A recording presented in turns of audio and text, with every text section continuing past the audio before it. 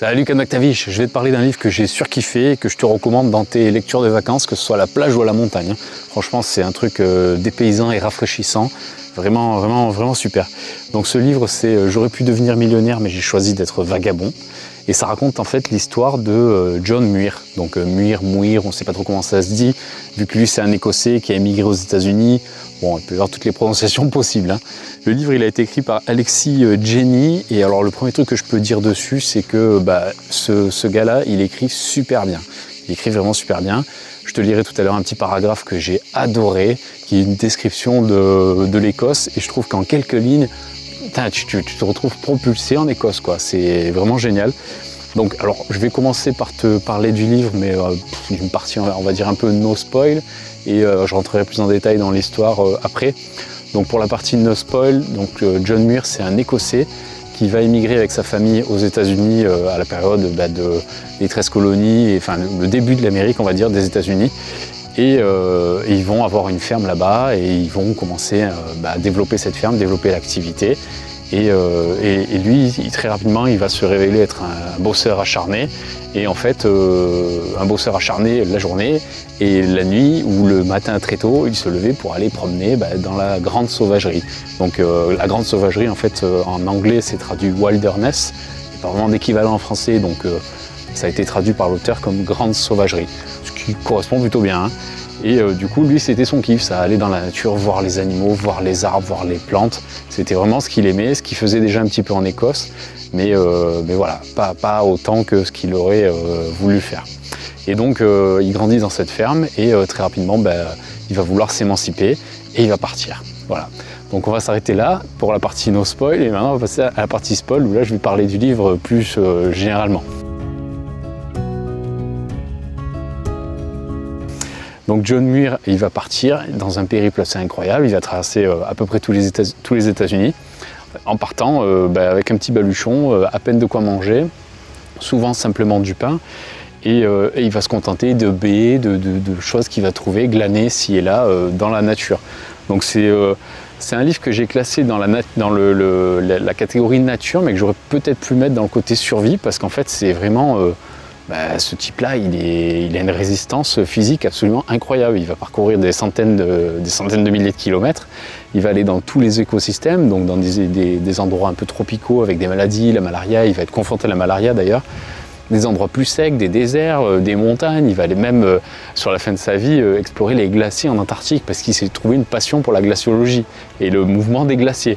C'est d'ailleurs lui qui a prouvé que le parc Yosemite, la vallée de Yosemite, avait été creusé par un glacier géant. Donc du coup, il a une résistance absolument exceptionnelle et en plus, il donne plein de petits conseils, de petites anecdotes sur comment il faisait pour survivre dans ses voyages, qu'est-ce qu'il mangeait, etc. Donc ça aurait pu être aussi un ouvrage survie.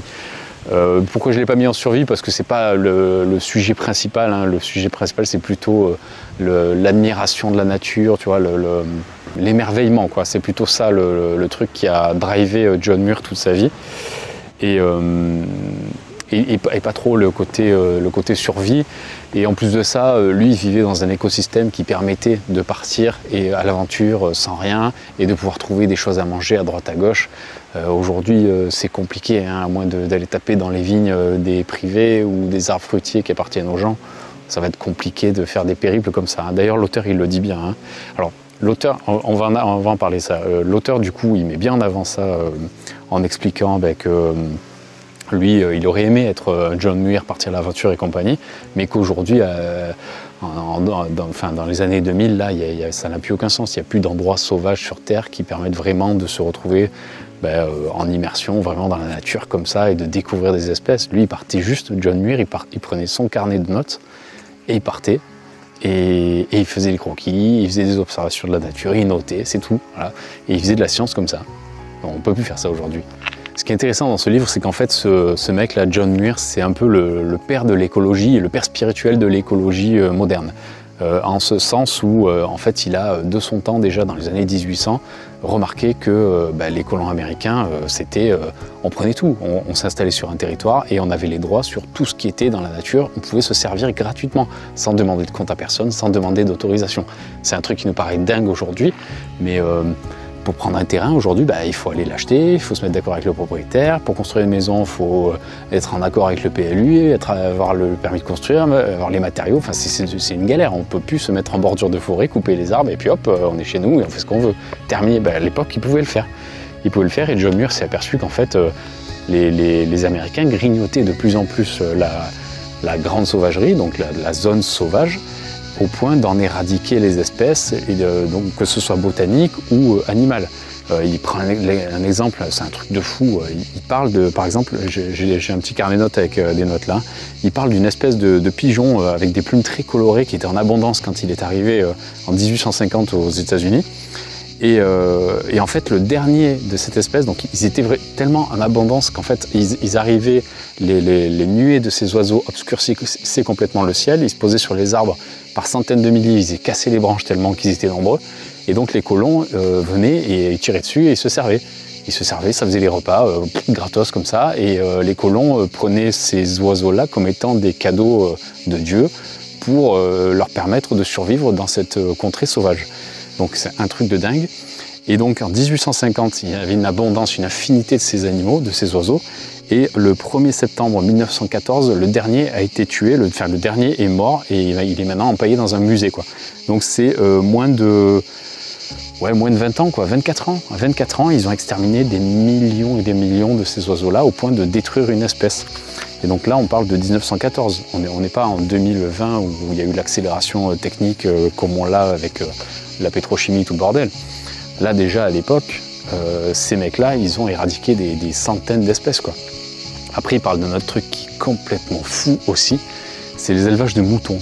Alors lui, il a été berger à un moment donné parce que pour financer ses voyages, il prenait des petits boulots par-ci par-là. Donc il a été berger à un moment donné. Et donc comment ça fonctionnait le système de bergerie à l'époque, c'est un truc de fou. Apparemment, c'était une industrie qui promettait aux investisseurs de doubler leur capital tous les ans. Donc en doublant le cheptel de moutons, parce que les ressources naturelles permettant de nourrir ces animaux étaient gratuites et infinies. Considérées comme gratuites et infinies. Du coup, ça valait le coup d'investir dans des entreprises qui avaient des cheptels de moutons, qui, elles, faisaient grossir d'année en année le troupeau, et salariaient des bergers pour les amener en alpage, enfin pas en alpage du coup, en manger dans les hauteurs, quoi. Et John Muir a été berger, donc témoin de ça, et il s'est rendu compte qu'en fait, des troupeaux de moutons à perte de vue agissaient comme une espèce de tondeuse géante dans les clairières, et partout où les moutons passaient, il n'y a plus rien qui repoussait, quoi. Ça détruisait complètement le paysage, et des centaines d'espèces de fleurs, de végétaux qui tenaient à cœur à John Muir, quoi. Donc ça c'est un autre point qui soulève dans le livre et qui montre qu'il a une conscience écologique à une époque en fait où personne l'avait. Donc c'est assez fou à lire. John Muir, c'est aussi un inventeur. Quand il était dans la ferme familiale, il s'est pris de passion pour le bois et il a inventé toutes sortes de mécanismes permettant de l'aider. Il a inventé un réveil, par exemple, dans sa chambre universitaire quand il avait repris les études pour faire de la botanique. Il a inventé un thermomètre. Alors même l'auteur ne sait pas comment il a pu créer ce thermomètre, mais apparemment ce serait un métal géant qui, en fonction de la dilatation, viendrait indiquer la température extérieure. Donc c'est un truc de fou. Et donc il va trouver plusieurs emplois comme ça dans des scieries, dans des manufactures, dans des entreprises en tant qu'ingénieur. Et il va être au service des machines. Et il va se passionner pour ça pendant très longtemps. Et sa vie, d'où le titre, il aurait pu devenir millionnaire, sa vie ça aurait pu être créateur de machines ou simplement ingénieur, quoi. Il aurait pu faire ça. C'est d'ailleurs une de ses premières escapades hors de la ferme familiale, c'est d'aller à la foire. Donc tout le monde s'est un peu cotisé dans la famille pour lui permettre de faire son voyage et d'embarquer ses horloges mécaniques en bois. Et donc il les exposait, il a eu certains succès, il a d'ailleurs remporté un prix je crois, mais je me souviens plus, je crois qu'il a remporté le premier prix des jeunes inventeurs. Et c'est vrai que ces horloges en bois toutes mécaniques ont fasciné les foules, quoi. Donc il aurait pu s'orienter vers ça plutôt que la botanique et le naturalisme et le vagabondage. Il a aussi croisé des Amérindiens. Il explique quand il était jeune, il envoyait de temps en temps dans la forêt, au loin, surtout l'hiver, qui essayait de chasser avec des lances. Et à chaque fois que quelque chose disparaissait dans sa ferme ou dans les fermes voisines, c'était les Indiens qui étaient accusés. Et au fur et à mesure que les années avançaient, il envoyait de moins en moins jusqu'au jour où ils avaient disparu, alors qu'il n'est jamais rentré en contact avec eux, il n'a jamais rien su d'eux, et du jour au lendemain, ils ont disparu comme une espèce qui s'éteignait, quoi. Donc ça aussi, c'est un truc qui est choquant, parce que quand on sait derrière tout ce qu'il y a eu, toutes les guerres indiennes, on comprend en fait que progressivement, ils ont éradiqué ces populations, au point que maintenant, ils sont plus que l'ombre d'eux-mêmes, quoi. Et du coup, les rares Indiens qu'il va recroiser plus tard, mais ce sera plus que l'ombre d'eux-mêmes, l'ombre des vestiges de peuples d'Indiens de grande culture, qui seront en fait dans la pauvreté absolue, dans la crasse. Et John Muir, comme il est très chrétien en fait, et presbytérien en fait il est, et donc il est très dans l'émerveillement de la conception, l'émerveillement du monde. Tout est une production divine, et les Indiens en fait ils les assimilent pas faisant partie de la nature parce qu'ils sont sales, et que la nature est propre pour John Muir. La nature est propre, la nature est rationnelle. Par exemple, il s'étonne à un moment donné de dire dans la nature en fait on ne trouve pas de traces de sang. C'est étonnant de pouvoir marcher dans une forêt entière sans voir de sang. Il dit que les prédateurs ne laissent pas de sang, que les animaux morts ne sont pas présents, que la nature ravale tout ce qui est à elle. Donc c'est pas faux, hein, mais du coup il a une vision comme ça, et de voir ces Amérindiens en fait qui sont sales sur eux, qui laissent des déchets, qui laissent des carcasses, non, ça, pour lui, ça fait pas partie de sa conception de la nature, il les considère pas comme étant en harmonie avec la nature, du coup.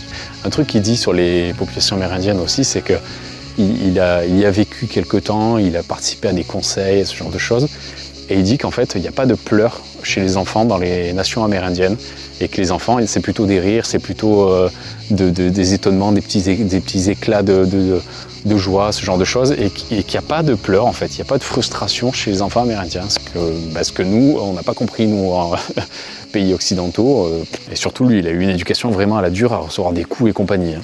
Voilà, après, dans ses périples, il est capable de passer 4 jours à manger juste du miel et des fleurs de fuchsia à un moment donné, ou du pain sec. Enfin, il trouve un peu ce qu'il veut, quoi.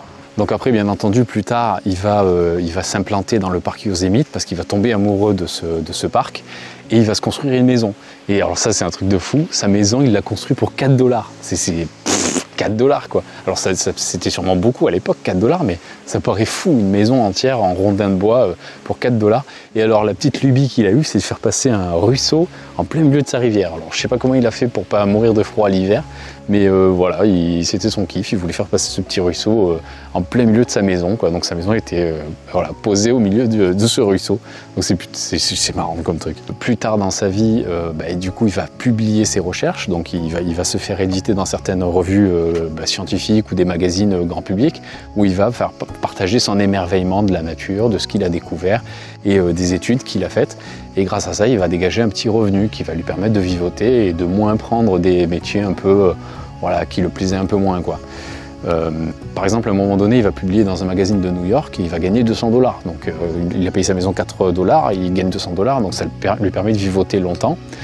Et donc il va régulièrement comme ça vendre sur la deuxième partie de sa vie, vendre ses articles, et il va commencer à écrire des livres aussi.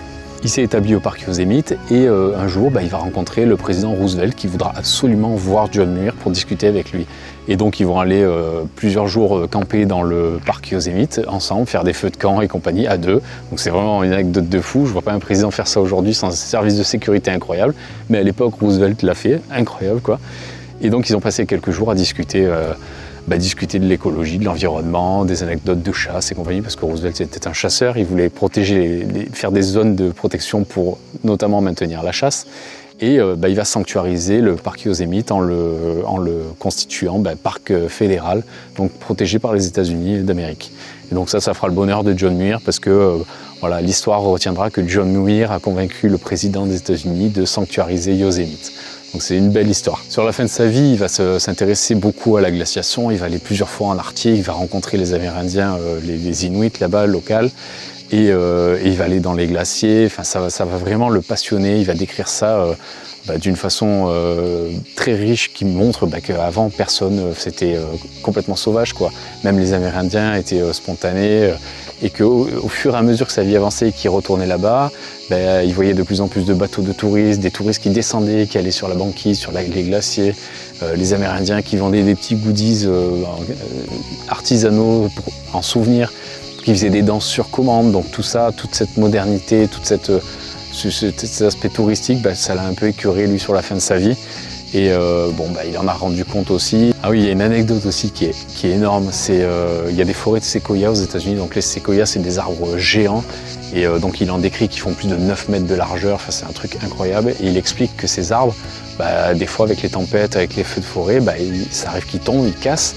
Du coup, il reste des grands troncs par terre qui pourrissent plus ou moins ou qui sont creusés par les feux de forêt. Donc ça fait, ils brûlent pendant plusieurs semaines à l'intérieur et ça crée des espèces de galeries. Et du coup, au tout début du livre, il rencontre un mec qui vit dans une cabane rondin fait d'un seul tronc de séquoia. C'est un truc de fou. C'est un arbre immense et le mec il vit dedans, quoi. C'est incroyable. Cette anecdote, je trouve ça fou, quoi. Bon voilà, après à la fin du livre, il y a quelques photos comme ça de John Muir qui est pensif, où on le voit avec le président Roosevelt aussi. C'est plutôt sympa. Bon, elles sont en noir et blanc, mais si tu veux les voir en bonne qualité, tu vas sur internet et tu les trouves, quoi. Je crois même qu'il y a un film qui a été fait, John Muir avec Roosevelt. Je vais te lire du coup le passage là que j'ai surkiffé là, si je le retrouve, je crois que c'est page... Ouais, c'est ça. Alors du coup ça c'est une description de Dunbar, c'est le village dans lequel vivait John Muir quand il était en Écosse. Et donc c'est une description du Met Office qui est rapportée par Alexis Jenny. Donc je vais te lire ça, moi j'ai surkiffé. Alors c'est, selon le Met Office, l'endroit le plus ensoleillé d'Écosse, ce qui ne doit pas faire beaucoup de soleil non plus. Mais quand la lumière est là, elle est claire et exaltante, déjà un peu en Arctique, rayonnant d'un ciel vertigineux bien trop vaste pour les petites maisons alignées sur la rue principale. Un ciel glissant où les nuages filent balayés par les vents de la mer du Nord qui semblent raboter les façades afin d'en arracher les ornements, isoler les maisons, dissoudre l'idée même d'habitat humain. J'imagine le vacarme des tempêtes d'hiver, le rugissement du vent, le fracas des vagues. Je connais celle de Bretagne, mais ici, 1000 km plus au nord, tout doit être plus grand, plus violent, et la nuit tombe plus tôt. Alors on ne distingue plus le ciel de la mer. Les vagues des nuages, tout n'est plus que maelstrom. Fin du monde, cataclysme glacé et terrifiant, dont on ne voit pas comment on s'en sortira. Ici, on est accroché au roc, on fait le dos rond pendant les tempêtes. Et quand elles se calment, on accueille le soleil comme un surcroît de vie accordé par grâce. On en est reconnaissant. J'ai surkiffé. Je trouve ce passage itinéraire, je mets à fond dedans. Alors ce passage, il est extrait d'autres descriptions. Donc franchement, l'Écosse, ça dure pas très longtemps dans le livre, mais c'est trop bien décrit. Et ça m'amène à un point qui est un peu un point négatif, c'est que l'auteur, il est pas très, mais de temps en temps, il est un peu intrusif. C'est-à-dire que de temps en temps, en fait, l'auteur, c'est un mec qui est fasciné par John Muir, qui a lu tous les livres de John Muir en anglais et en français. Et du coup, il aurait aimé être un John Muir, quoi. Donc de temps en temps, il est intrusif et t'as 2-3 pages où il va te raconter sa vie, où il va te dire, moi John Muir, je l'ai connu comme ça, comme ci, comme ça, j'aurais aimé faire ça. Ah oui, j'ai fait ça moi aussi, tatati, tatata. Il n'y en a pas beaucoup, hein. Au total, il doit y avoir peut-être, une quinzaine de pages où il est intrusif, mais quand il est là, on s'en fout. Enfin, moi perso, ça me gonfle, quoi. Je trouve son travail extraordinaire, je trouve qu'il écrit très bien, mais je m'en fous. Je veux lire l'histoire de John Muir, je veux pas lire son histoire à lui. Donc ça fait des petites ellipses de quelques pages à chaque fois, qui sont un peu chiantes, quoi. Moi, ça m'a un peu gonflé. Ça passe vite, hein, et c'est pas trop, mais ça m'a un peu gonflé. Et quand j'ai acheté ce bouquin, je pensais pas que John Muir, il avait écrit des bouquins. Sinon, j'aurais pris directement les livres de John Muir. J'aurais peut-être pas pris celui-là. Mais quand même, je regarde pas parce qu'il est vraiment cool. Et c'est une bonne synthèse de la vie de John Muir. C'est une biographie, en fait, hein. Donc vraiment sympa. Il fait combien? Il fait 225 pages. Il se lit super bien. Franchement, si tu as 3 semaines de vacances, tu le prends, tu le lis, tu le torches en 2 secondes. Il se lit très bien. Moi je te le recommande. C'est un livre qui est vraiment cool, qui te fait voyager, qui te ramène à une époque aussi. Il te fait voyager dans le temps. Donc il te fait voyager dans un autre pays, dans d'autres biotopes. Mais il te fait aussi voyager dans le temps. Tu vas découvrir des vies qui n'existent plus, des coutumes incroyables. Une végétation et une faune pareil qui n'existe plus aujourd'hui, avec des mœurs et coutumes différentes. Non, franchement, c'est un truc bien dépaysant, bien cool. Moi, j'ai bien aimé. Et en plus, c'est un truc historique qui a vraiment existé, quoi. Un personnage qui a marqué les États-Unis au même titre que Hugh Glass, dont j'avais fait une précédente vidéo là. Donc ouais, vraiment cool pour ta culture et puis pour passer un bon moment, quoi. 7,90 € en format poche, c'est pas très cher. Voilà. Donc si ça t'intéresse, je peux te l'envoyer. Donc comment participer, tu mets un petit commentaire en bas, là, tu me dis que ça t'intéresse de participer, tu t'abonnes à la chaîne et moi je ferai un petit tirage au sort et puis je t'enverrai ça comme ça. 7,90 €, ça te fera ça d'économie et puis tu mettras la main dessus, tu verras, c'est un livre qui est vraiment cool. Voilà, sur ce, je te dis à la prochaine. Ciao.